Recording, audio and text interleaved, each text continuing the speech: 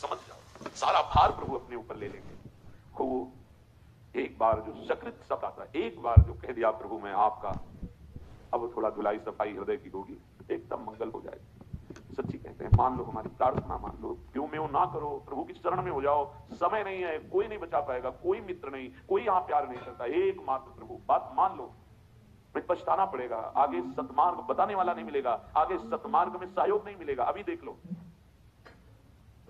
ये शरणागति का स्वभाव होता है। स्वामी श्री हरदास जीव जीव राखत हो, त्यों त्यों रहियत हो। अपने रस ग्रंथ श्रीमद चतुराशी जी का प्रथम पर जोई जोई प्यारो करे, ये शरणागत का स्वरूप है। दिल दे करके दिलवर से क्या शिकायत करना। अब तो मेरे प्राण, मेरे जीवन धन आपको समर्पित है, अब क्या आपसे शिकायत करें। अब तो जो भी जैसे भी आपका विधान होगा हंस कर सहेंगे, कभी किसी से कुछ न कहें। थोड़ा प्रेम करके तो देखो, बहुत संबंध बनाए, बहुत प्रेम का नाटक खेल लिया, थोड़ा इनसे भी कर लो, झूठ से ही सही बोलने लगो कि आपके सिवा कोई नहीं। ये ऐसा साचा प्रेम उदय कर देंगे कि झूठ से ही सही, प्रभु के लिए झूठ से ही सही, प्यार नहीं पर प्यार का नाटक करना शुरू कर दो प्रभु से। प्रभु के प्यार को दिखावा कर देना तब हो जाएगा। तो वास्तविक मेरे को प्यार विषयों से है, शरीर से, भोगों से है, और सुना है आपसे प्यार करना चाहिए, तो हम आपसे भी कह देते हैं कि हम आपसे प्यार करते हैं। ये झूठा ही तो हुआ। और सत्य सच्चिदानंद इसी बात को पकड़ लेंगे और जबरदस्ती तुम्हारा सब कुछ अपना जो है वो बना लेंगे, निहाल कर देते। निहाल कह रहे हैं कि नाथ, मेरे जो जीवन में अब दुख सुख आएगा आपसे भी नहीं कहूंगा, क्योंकि आप तो सब कुछ जानते हो ना।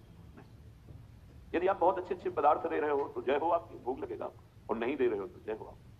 जब भिक्षा नहीं मिलती, कोई विशेष उदार होते हैं देते हैं, नहीं प्राय बड़ी मुश्किल होती है। जैसे गांव में भी है तो सब उदार ही थोड़ी होते हैं। लौटते घर आते पत्नी पूछती क्यों, कुछ मिला भिक्षा में?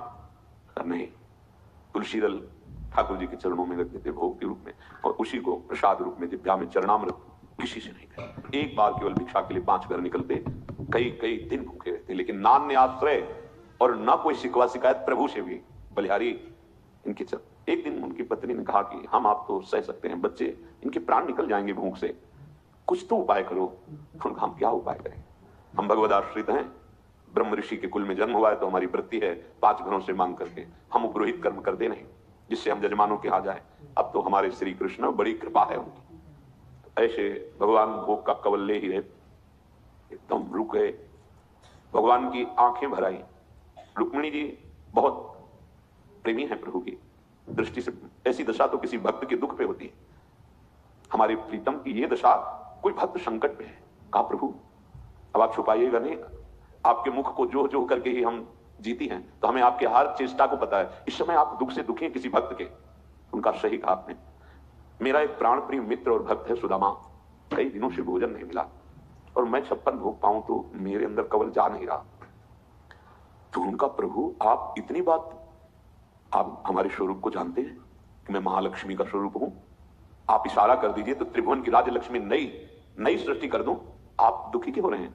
बोले बस समस्या तो यही है कि वो कुछ चाहता नहीं, चाह कर ले तब ना, वो चाहता नहीं, कैसे दे दूं ये माया, कैसे दे दूं जब चाह नहीं कर रहा? बोले पैदा करो जाके चाह। रुक्मिणी जी ने कहा हम आपको ऐसे नहीं दे सकती, आप जाओ। और तो बोले मेरी सामर्थ्य नहीं कि सुदामा के हृदय में चाह पैदा कर दे। हाँ, अच्छी सलाह दी, उनकी पत्नी की तो चाह पैदा कर सकते हैं, लेकिन सुदामा के, भगवान कह रहे मेरी सामर्थ्य और नहीं है। नरसिंह भगवान 5 वर्ष के बालक प्रहलाद से कहते मेरी आज्ञा का पालन करो, मैं आज्ञा करता हूं, वरदान मांगो।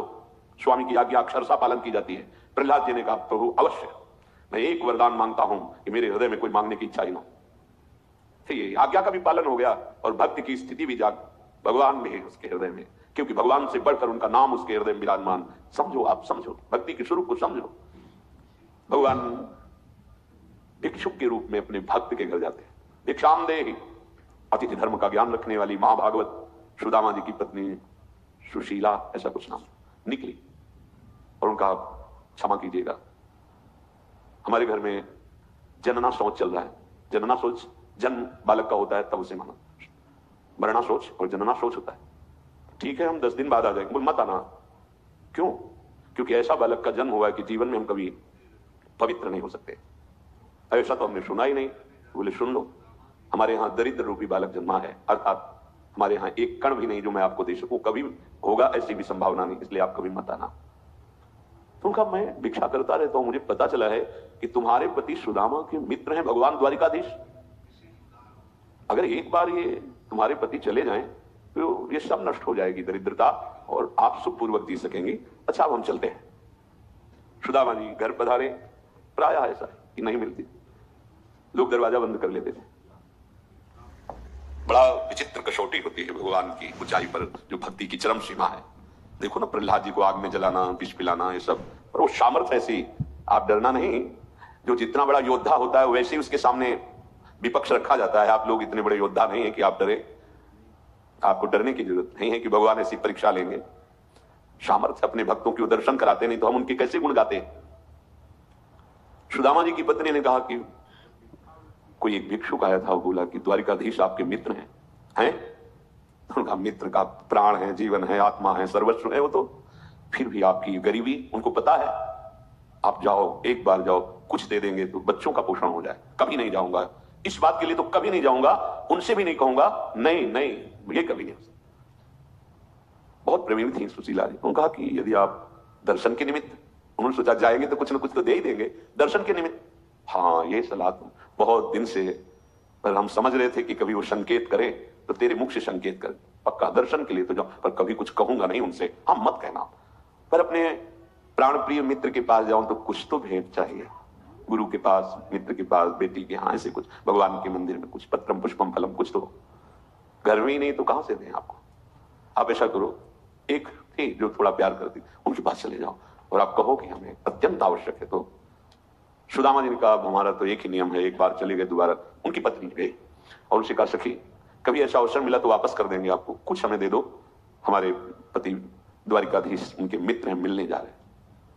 वो मानो भारी श्रद्धा की, तो चावल को पछोरा जाता है सूप में, तो जो पूरे चावल होते हैं पीछे रह जाते हैं, जो आगे निकलते हैं वो टूटे हुए चावल का वो किनका टूटे हुए, जो वो दे दिए 4 मुट्ठी। एक फटे से कपड़े में सुदामा जी की जो अकिंचन मूर्ति, मतलब धोती पूरी थी, अगर वो धोती पहने तो अंग प्रत्यंग उनके दिखाएं, तो उसको फटी धोती को उसको कई परत में करके ऐसे शरीर रखे, अस्थिमात्र हुए रहे शरीर, ऐसे वो पोटरी में तंबुल बांध करके ऐसे। भगवान मित्र है, उनके चिंतन में, उत्साह में भर करके रास्ते की थकान उनको पता नहीं चलती है। बड़ा प्रसंग हम केवल सारांश में बता रहे हैं। जब अखिल कोटि ब्रह्मांडों के स्वामी प्रभु के दरवाजे पर दिव्य पार्षद खड़े हुए, रुक, कैसे जाते, मलिन भेष, इतनी फटी बेवाइयां, नंगे पैर, शरीर की एक एक हड्डी गिन सकते हो। उन्होंने कहा कि मुझे मत रुको, मेरे प्राण प्यारे मित्र हैं कृष्ण, ऐसे हमारे स्वामी का नाम यहां नहीं लिया जाता, अनंत ब्रह्मांडों के स्वामी हैं, और तुम ऐसे बोल रहे हो। बोले हमारे दोस्त हैं। वो विचार करते हैं ऐसे भिखारी का हमारे प्रभु से कैसे दोस्ती हो सकती है। नहीं नहीं, बोले एक बार मेरी प्रार्थना मानो, उनको बोल दो कि सुदामा आए, बस इतना बोल दो जाके। प्रभु रुक्मिणी जी के महल में विराजमान, रुक्मिणी जी स्वयं अपने करकमल से पंखा, और प्रभु अर्धनिमीलित नेत्र विराजमान लेते। द्वारपाल गया, प्रभु की जय हो। तो अचानक इस समय तुम्हारा कैसे आगमन हुआ, क्योंकि ब्रह्मा भी आ जाए, भगवान शंकर भी आ जाए, तो इंतजार होता था जब प्रभु रुक्मिणी जी के महल से बाहर पधारेंगे तब सूचना। इस समय के बोले प्रभु एक भिक्षुक है, बहुत ही दुर्बल तन है, और वो बार बार हट कर रहे हैं कि मेरी सूचना आप तक पहुंचा दी जाए, तो इसलिए विनय करते हैं हम कि क्षमा कीजिए, इस समय नहीं आना चाहिए। पर उसकी करुण पुकार सुनकर, अच्छा कौन है, कहां से है प्रभु, ये तो सब नहीं, बस उन्होंने सुदामा, पूरा सुदामा बोल नहीं पाए, भगवान आसन से किधर, और भाग पड़े थे। सब आश्चर्यचकित पदाधिकारी हो रहे हैं जो भगवत पार्षद, क्या है ये और क्या है ये। दौड़ के प्रभु आए, जैसे बहुत समय से बिछड़े हुए पुत्र से अपने पिता मिलते हैं, ऐसे दौड़ के सुदामा को। सुदामा जी बहुत संकोच में कि मेरी हड्डियां इनकी सुकुमार शरीर पर चुभ रही होंगी, वो